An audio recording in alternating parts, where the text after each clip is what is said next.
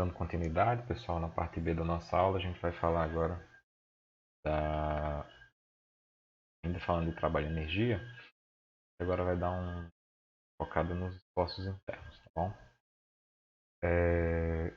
Então é o seguinte, esforços internos, já sabe quais são,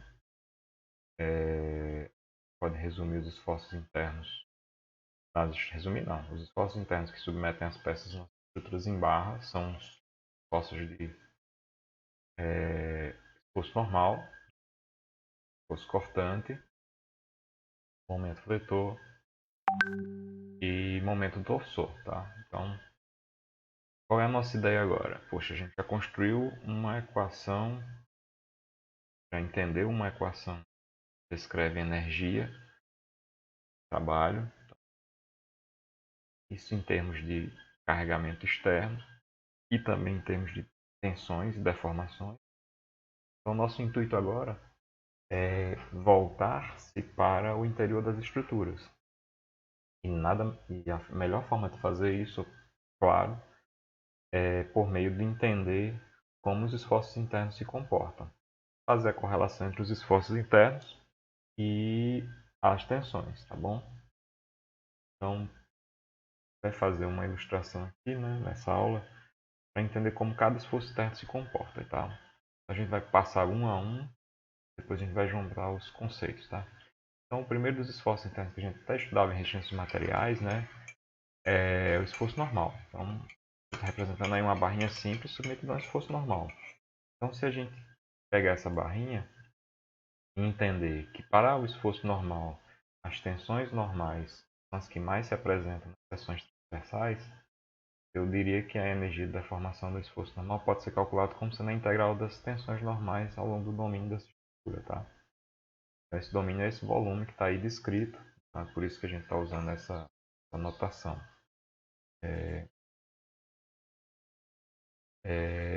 Então, nosso objetivo vai ser tentar tirar essa equação e chegar a ela alguma relação com o esforço normal. Como a gente faz isso, né? Como a gente pode fazer isso? A primeira forma é pensar o seguinte. Primeiro, reescrever a equação equação de tensão e deformação. A forma mais simples, né? É pensar o seguinte. Poxa, a tensão e a deformação têm uma correlação. Eu posso reescrever essa correlação delas, né? Sabe que essa correlação é direta, dada pela lei de Hooke, que diz o seguinte: a tensão é igual à proporcionalidade da deformação vezes o coeficiente.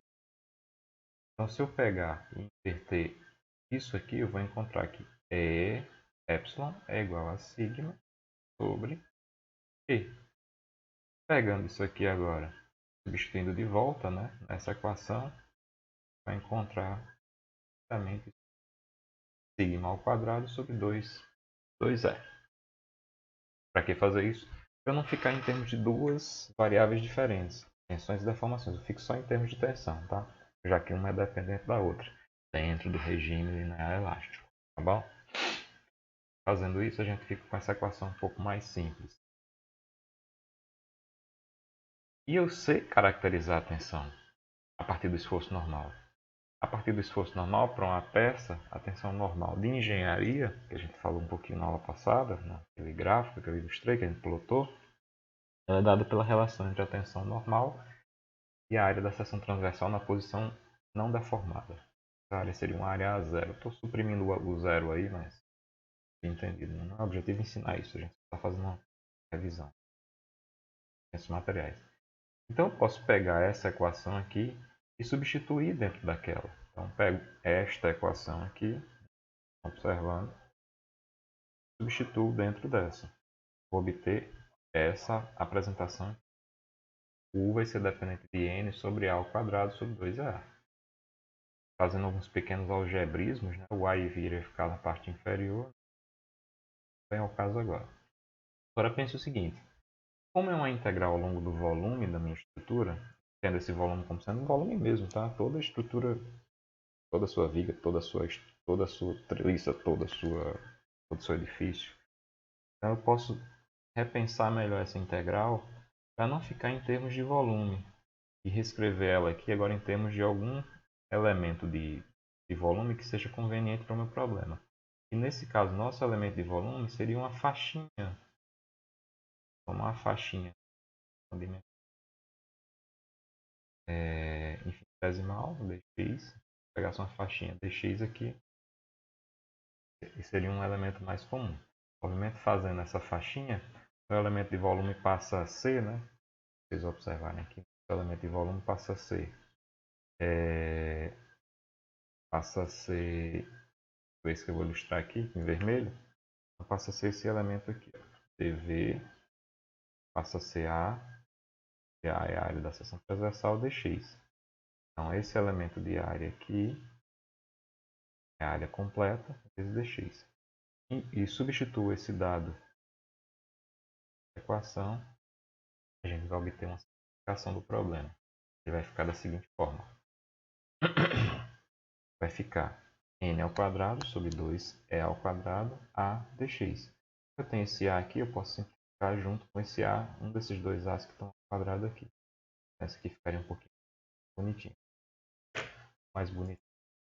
Exatamente a seguinte apresentação. Integral de 0 a L, ao longo de todo o comprimento da sua estrutura, ao longo de todos os comprimento da estrutura, n ao quadrado sobre 2 é. Bom? E essa expressão é importantíssima. Parece não ser, mas vocês já estudaram isso em ciências materiais, mas essa expressão ela correlaciona a energia de deformação diretamente com o esforço normal. Lembra que antes a gente estava fazendo, no início disso aqui, a gente começa mostrando uma relação dela com tensões e deformações, que são objetos muito abstratos, difíceis de a gente compreender. Aí eu trago ela para um objeto bem simples, que é justamente um esforço normal. O esforço normal é mais fácil de compreender, porque o esforço normal é uma visão que a gente tem macro da estrutura. Então eu consigo trazer um entendimento de uma energia de deformação que estava num campo abstrato para um campo simples de entendimento. Bom, obviamente que calcular essa integral vai demandar de algum tipo de esforço e algum entendimento. Né? São esforços que são perfeitamente possíveis. Tá? Café que eu falei no grupo. Então, assim, construímos essa primeira equação. O que a gente vai fazer agora, ilustrando, né? Fazer a mesma ideia para os demais esforços. Tá? Eu vou ser mais sucinto, tá? Para tomar muito tempo de vocês. Já estamos com 7 minutos. Se fosse 10 minutos, não vai dar. Então, da mesma forma para um esforço normal, a gente poderia fazer a mesma ideia para um esforço cisalhante, tá? Dado esforço cisalhante, entendo que para um esforço cisalhante as tensões preferenciais nas seções transversais serão tensões cisalhantes tal, que são correlacionadas para uma deformação por cisalhamento de uma constante G. Esse G, pessoal, é o módulo de elasticidade transversal. A gente faz a correlação analogamente para o esforço normal e o esforço cortante. Para a tensão normal e a tensão cisalhante, para a tensão normal, a correlação entre deformação e tensão é dada pela UE, modo de elasticidade longitudinal. E para as tensões cisalhantes, é correlacionado pela constante G, que é o módulo de elasticidade transversal, G, que é correlato ao E, né? Ele tem relação com o E, depende apenas do módulo E e depende também do coeficiente de Poisson. Review de resistências materiais para um ex-professor de resistências materiais. A dica. Então, em termos de tensão, a energia de deformação relacionada à tensão cisalhante é dada por tal ao quadrado sobre 2G. Tá? Só dei um passo à frente. Tá? Se eu quisesse dar um passo atrás, era só dizer que esse U aqui, tá? Esse U é igual a integral de V gama vezes tal, meio não, meio isso, dV. Substituir, né, como esse aqui é correlato com esse, então dado aqui tem correlação com esse, eu posso escrever só em função do tal, tá? Então o gama vai ser tal sobre g, por isso que ele veio para cá, tá? Mesma ideia que a gente fez, mas prometo não vou me alongar muito, desculpa. É a vontade de coisar. Então, Eu sei relacionar a minha tensão de cisalhamento com o esforço cortante. O esforço cortante, pessoal, nesse caso aqui é o V, tá? Então, para relacionar a tensão de cisalhamento, o esforço normal, para relacionar a tensão normal é fácil, é só você pegar a força e dividir pela área. No caso do cisalhamento, existe um efeito não confinante das bordas que faz com que essa relação não seja tão direta. E a gente tem que fazer uma pequena correção com dessas grandezas. Onde Q é o momento estático, tá? E o T inferior é o momento, a espessura da seção na altura, a posição que está relatando.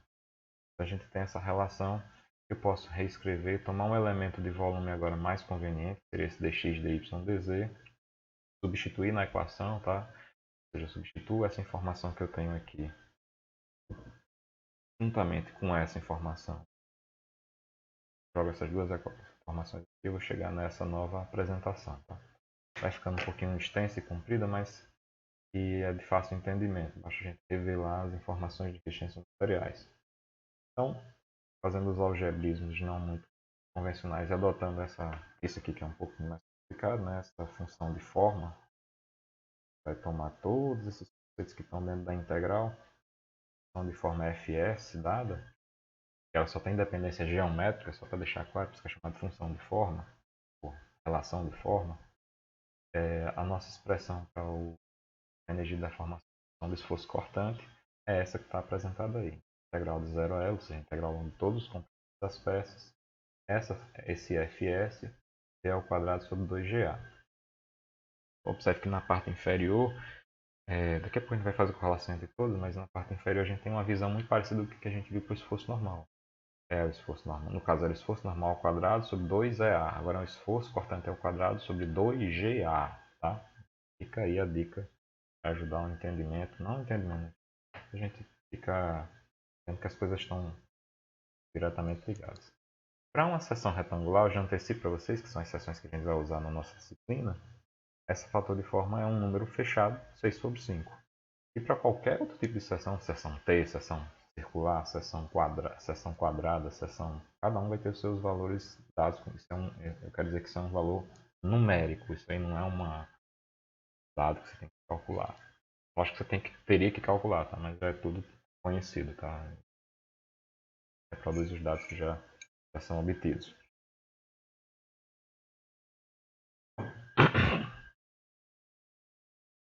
Continuando, para o esforço térmico do momento fletor, a mesma coisa. Então, eu tenho um momento fletor aplicado nas seções transversais da minha estrutura. Eu sei que para o momento fletor, as tensões se apresentam no meio das seções transversais por meio de tensões normais. Eu pego essas tensões, represento em forma de escrita aí. Ou seja, eu tiro a relação do E, eu substituo o E em função do EPS, do signo, fico com essa conotação. Lembrando que eu tenho uma relação direta entre momento fletor e as tensões normais. Então, se eu fizer a relação entre tensões normais e o momento fletor, que é dado por m sobre vezes y, essa é a relação entre tensões e momento, eu posso substituir isso na equação. Substituindo na equação vai ficar com essa apresentação que vocês estão vendo.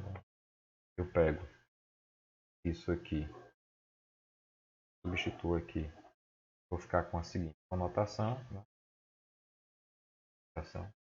Fazendo os algebrismos e adotando um elemento de volume também conveniente, que é a dx, vai ficar da seguinte forma nossa equacionamento. Observe que aqui resta dentro da integral depende de A, da área, esse y ao quadrado de A. Isso aqui nada mais é que o próprio I. Tá? Então, se eu tenho um I aqui, esse ao quadrado, eu ia simplificar esse com esse daqui. E aí a equação fica, a equação final de relação entre momento fletor e energia de deformação é dada por m ao quadrado sobre 2i. E de novo, observe que tem uma certa semelhança com o que a gente já construiu para o esforço normal com um pouquinho mais de detalhe, tá bom? Para o momento torçoide, então, dada uma torção, as tensões nas seções principais são tensões de cisalhamento. Eu faço a correlação entre o cisalhamento e o momento torçoso, que é dado por T sobre J vezes ρ. Só lembrando, esse J é o momento polar de inércia, esse ρ seria a distância onde você está calculando a tensão. pega um elemento conveniente, substitua na equação, está com a seguinte denotação. Lembrando novamente que nesse caso aqui, essa integral dentro desse elemento de área, ele é igual ao próprio j. Simplifico esse j com dois j's que tem aqui, a equação fica bem simples no sentido bem curta, né? Vai ficar a integral de t ao quadrado sobre 2j ao longo de toda a minha estrutura, ou seja, ao longo de todos os comprimentos da estrutura. Ok? E isso aí fica sendo a energia de deformação. De novo, essa é a grande vantagem. A gente fazia correlação com tensões. Ou seja, eu teria que descrever todas as tensões ao longo da estrutura. Eu agora estou fazendo a conotação das energias de deformações diretamente com os esforços normais. Aliás, com os esforços internos. Normal, fletor, cortante e torçor. Então, a gente pode resumir isso, né? No problema geral, a gente vai ter todos esses 4 atuando. Se eu quiser saber a energia de deformação completa de uma estrutura, eu posso simplesmente somar essas 4 parcelas. Então, essa é a energia de deformação que a gente vai usar, sempre vai usar, a partir de hoje a gente começa, mas a gente vai sempre usar a expressão de U para energia de deformação. Ela vai ser a soma dessas 4 parcelas. A parcela do esforço normal, a parcela do momento vetor, a parcela do esforço cortante e a parcela do torçor. Observe que existe um padrão, tá? É o esforço quadrático em todos os casos. E na parte inferior tem o que a gente chama de rigidezes, ou rigidez. A primeira rigidez que a gente observa aqui é a rigidez axial. Tá? Aqui é a rigidez ao momento. Aqui é a rigidez ao corte. E aqui é a rigidez à torção.